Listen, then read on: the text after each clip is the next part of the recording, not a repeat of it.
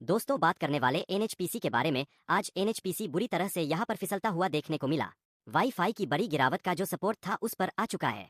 अब यहाँ से क्या अभी और गिरावट होगी?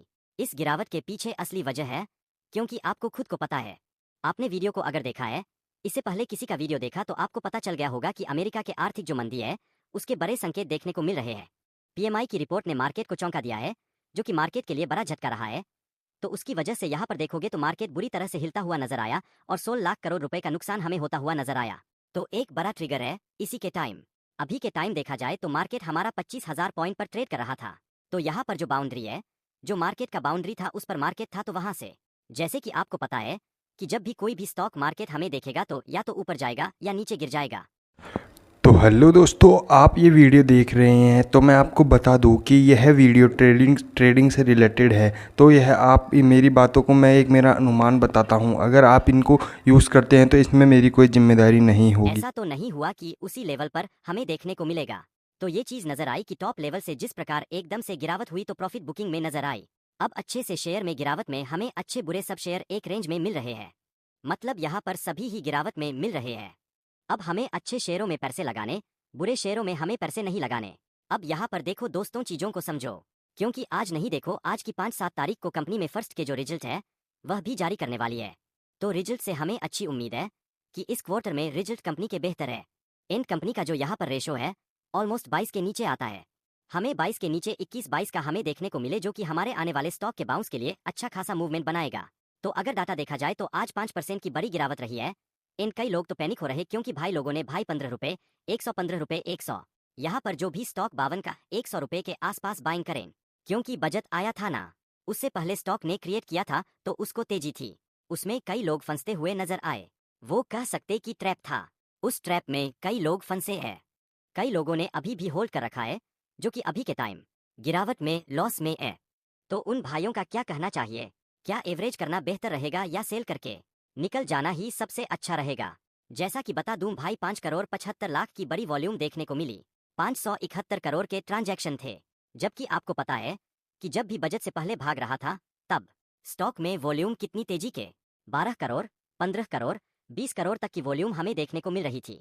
अब जैसे ही गिरा, वॉल्यूम कितनी आ गई? 5 करोड़ 75 लाख की। समझ में आ रहा है कि गिरावट में वॉल्यूम उतनी नहीं जितनी तेजी में थी। मतलब जितने लोगों ने खरीदा उन्होंने बेचा नहीं है। तो ये दूसरा पॉइंट है कि हमने देखा कि क्वार्टर और क्वार्टर के बीच के जो शेयर होल्डिंग पैटर्न है उसमें 2% का माल खरीदा। जबकि पिछले 3 महीने में अगर देखोगे तो शेयर में कोई बड़ी आई नहीं, फिर भी खरीदा है तो भी बराबर प्रॉफिट नहीं हो रहा। तो क्या गिरेगा?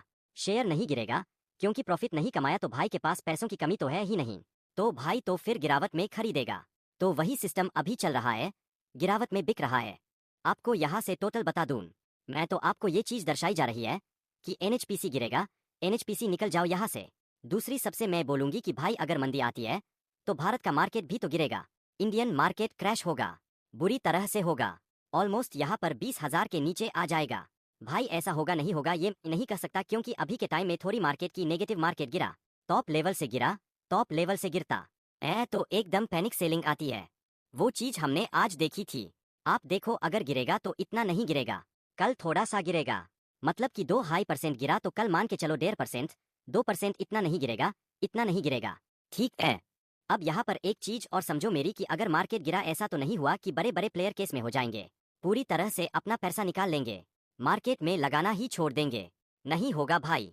मार्केट में होता है कि अगर पावर से पैसा निकलेगा ना भाई, तो दूसरे सेक्टर में जाता हुआ नजर आएगा, दूसरे सेक्टर में से निकलेगा तो तीसरे में जाता होगा।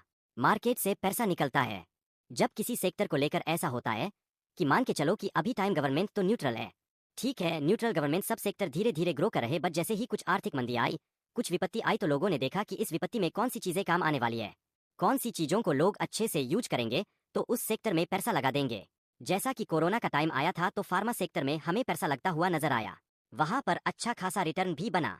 आज की जो चल रही है, इसमें अगर आप देखोगे तो परसेंट के जो शेयर थे, परसेंट डिलीवरी हमें नजर आ रही, सीधा संकेत कर रही है कि रिटेल ने खरीदा ही नहीं है। रिटेल तो भाई बेचने पर लगा हुआ है। रिटेल नहीं खरीदे, क्योंकि स्टॉक ने जो खरीदा था लोगों को उनसे भी माल बिकवा दिया। नहीं, बाकी तो आप छोड़ ही दो। यहाँ पर अभी के टाइम में कोई भी बड़ा बैंक से लोन नॉर्मली हमें देखने को नहीं मिल रहा है। 4 फोकस करें तो इंट्राडे चार्ट में आप देखेंगे कि सुबह गिरा, उसके बाद थोड़ा सा रिवर्सल आया, देखो पैनिक सेलिंग आई, फिर यहाँ पर अच्छी खासी नजर आई, फिर गिरा, फिर नॉर्मल। अपनी गिरावट को स्टॉक ने भाई क्या किया, सस्पेंड किया। ज्यादातर शहरों में अगर आप देखोगे तो यही पैटर्न आपको बनते हुए नजर आएंगे कि पहले गिरा फिर रिवर्सल आया। भाई ने क्या किया, यहाँ से गिरा, पहले ही वहां पर अच्छी क्वालिटी करी थी, फिर यहाँ पर धीरे धीरे स्टार्ट करें, उसके बाद नॉर्मल स्टॉक को छोड़ दिया ताकि कल की भी गिरावट हो सके, कल भी हमें वोलेटिलिटी नजर आ सके। डेफिनेटली कल गिरावट में ओपन हो सकता है, मार्केट में कुछ हद तक रिकवरी आती है तो इन शेयरों में भी में थोड़ी बहुत स्टेबिलिटी नजर आ सकती है। अब कंटिन्यू करेंगे, कंटिन्यू नहीं गिरने वाले रिजल्ट से पहले मेरे हिसाब से यह आपके लिए मौका बनेगा। अगर स्टॉक नीचे जाता है, थोड़ी बहुत गिरावट होगी, बट वह गिरावट अपॉर्चुनिटी होने वाले शेयर खत्म हो जाएगा, आपका सब कुछ ले जाएगा। अगर आप लॉन्ग टर्म के अकॉर्डिंग मार्केट में अपने इमोशन को रखोगे ना कि भाई ये तो शॉर्ट टर्म के लिए, मेरे को तो 4-5 महीने 10 महीने यहाँ पर 1 साल 2 साल 5 साल का सोच रहा हूँ, तो कुछ नहीं जाएगा, ओनली फॉर आएगा। ध्यान रखना इस बात का, ठीक है? तो ऐसा कुछ सोचो जो आगे आपको रिटर्न देगा। देखिए, ऐसा बिल्कुल भी नहीं कि NHPC ही गिरा है यहाँ पर। अगर शेयर नहीं गिरे, भाई सबके अंदर प्रेशर है। आप देख सकते हो एक भी पावर का शेयर ऐसा नहीं है जो आपको तेजी में दिखेगा, ओनली फॉर जो JP एसोसिएट्स है, यह भाई इसके सेंटीमेंट अलग चल रहे हैं। इसका बाकी छोड़ो, यहाँ पर जो आपके अदर शेयर भाई सब हमें गिरावट में देखने को मिल रहे हैं। गवर्नमेंट को ले लो, यहाँ पर आपके नॉर्मल जो आपके प्राइवेट सेक्टर के शेयर उनको ले लो। NHPC की बात करूं भाई, इस गिरावट के साथ स्टॉक का RSI बॉटम पर आता हुआ नजर आ चुका है, ऑलमोस्ट यहाँ पर 37 का।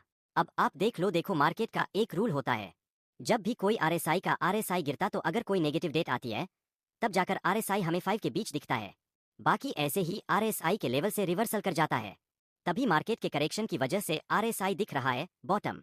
लगभग स्टॉक इस लेवल से नहीं गिरते, गिरा था, उठाया, गिरा है, उठेगा डेफिनेटली। मेरे हिसाब से अभी के टाइम पर सेलिंग बिल्कुल भी ना करें, क्योंकि आपको बेचने का टाइम गया। अगर आप बेचते तो 115-10 के बीच बेच देते, अभी बेचना नहीं, अभी तो एवरेज करने का टाइम है। तो थोड़ा समझे, एंड यहाँ पर नॉर्मली देखा जाए तो यहाँ से धीरे से गिरा है, इससे पहले देखो अप ट्रेंड ने अपना रखा है।